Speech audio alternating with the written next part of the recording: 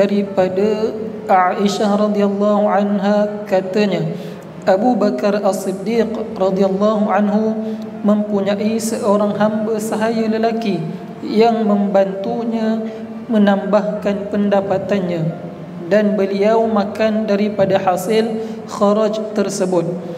Maka pada suatu hari hamba itu membawa sesuatu kepadanya, maka Abu Bakar pun memakannya. Hamba sahaya tersebut bertanya kepada Abu Bakar, engkau tahukah daripada manakah makanan ini diperolehi? Tanya Saidina Abu Bakar pula, dari mana? Lalu hamba itu menjawab, pada zaman jahiliyah dulu aku menilik untuk seseorang, tetapi aku tidaklah begitu tahu dalam perkara tilik menilik ini, melainkan aku hanya menipu orang tersebut. Lalu ia bertemu dan memberikan sesuatu kepada aku, itulah dia sebahagian daripada yang anda makan.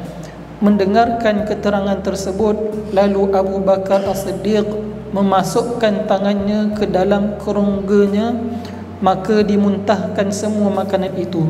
Hadis riwayat Al-Bukhari. Pengajaran hadis pertama, Islam mengharuskan menggunakan pembantu dalam urusan seseorang dengan syarat berlaku adil terhadapnya.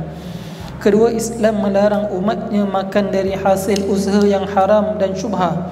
Seterusnya, perbuatan tilik nasib adalah haram dalam Islam. Dan yang terakhir, harus memuntahkan kembali makanan yang telah dimakan sesudah diketahui bahawa makanan yang diperolehi itu daripada jalan yang haram. Sama-sama kita amal yang kita sampaikan apa yang kita dengar pada hari ini. Wallahu ta'ala a'lam. Assalamualaikum warahmatullahi wabarakatuh.